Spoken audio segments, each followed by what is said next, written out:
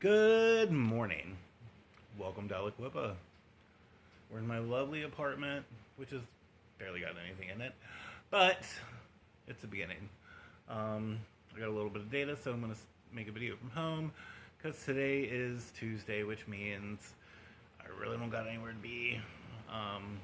So I'm going to work on some art projects. I am doing some painting. I am building an entertainment center out of paper mache.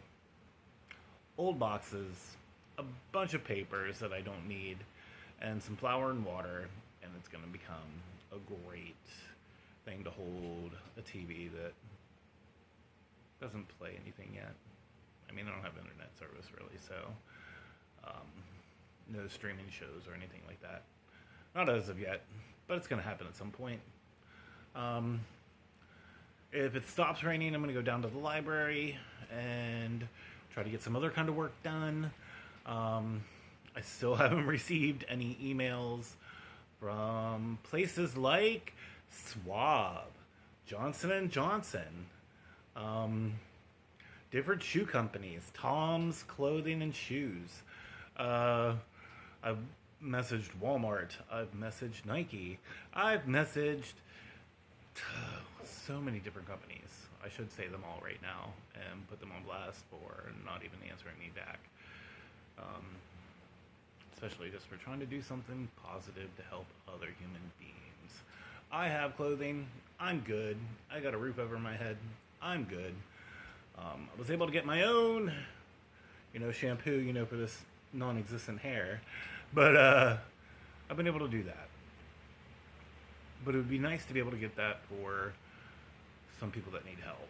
Last night, I helped a friend get back into treatment. He was in with me, and life on life's terms too hard sometimes for people. Especially when it comes to the heart, like broken hearts. Which, I totally get.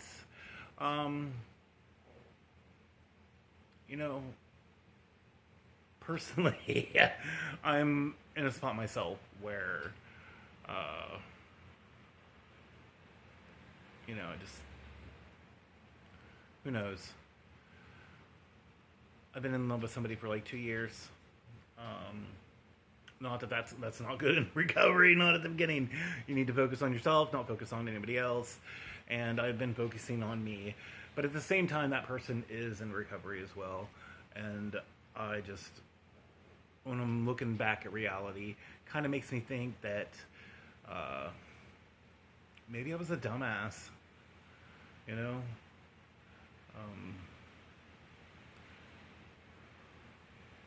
maybe that person doesn't love me.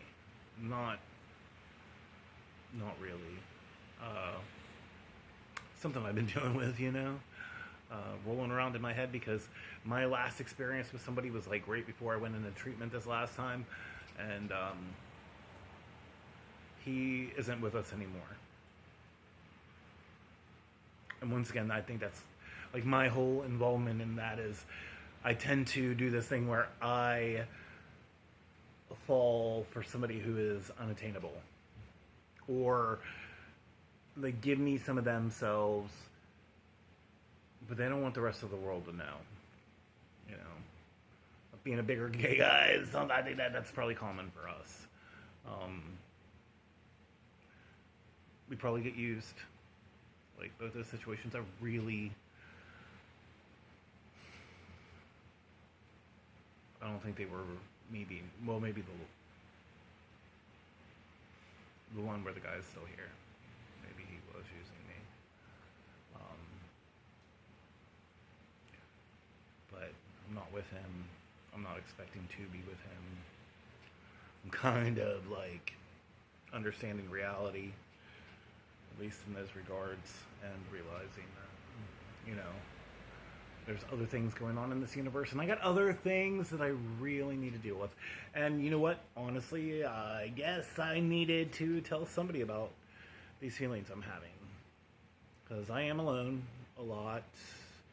Just myself and the dog, little Mare Bear.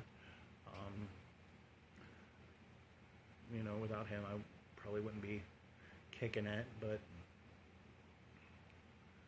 here we are.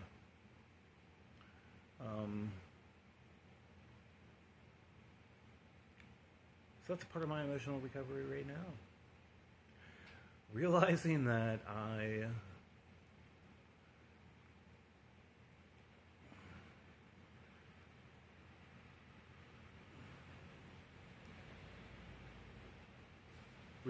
maybe I'm just not special for a certain somebody. But that's okay. It's not going to drag me down. It's not going to cause me to go and use. I definitely don't want to use it all. I look out my windows and I see people that are in active addiction, and I don't want to be like them. That's a positive, I guess, of being able to do that. But,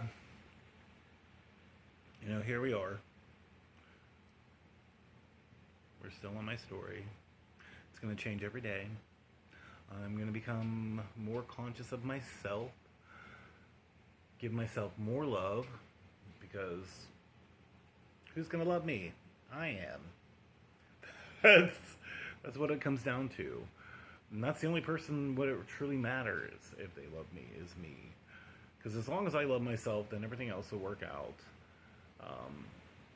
As long as I love myself, I don't get high.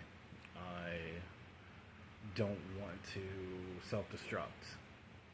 Because a big part of my situation is it's self-hatred, self-loathing, the feelings of never being loved, feelings of abandonment, no self-worth. And these things are things that I've changed. As I'm sitting here painting and doing things, I'm realizing and thinking about all these other aspects of my life. And yeah, you know what? Maybe now is not the exact time to be trying to figure this stuff out, but it's gonna have to get figured out at some point, right? Like, I have to come to terms with what my relationships really are with some of these people. I know that I have to walk away from family. Not all of my family, not all of them, but there's some of them. And that story it's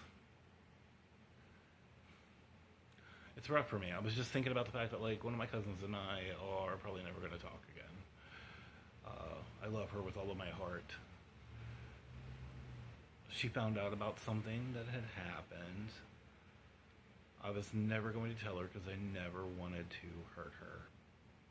Even though the situation in itself fucked me up. It destroyed me. It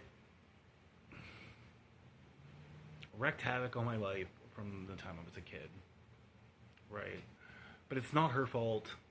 It's not her fault. She just doesn't know. A lot of people don't know.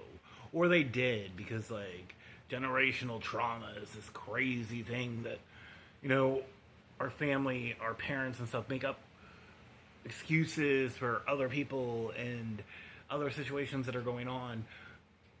But that's because they're broken too. Like, the things that happen to us happen to them, And I get that. And EMDR therapy has really opened my mind up to how some of this stuff has worked out. We're almost at our 10-minute marker on this one. I might post another one just so I can keep talking and get this stuff off my chest. But this is Tuesday's Steps of Recovery and where we're at. All right. Thank you.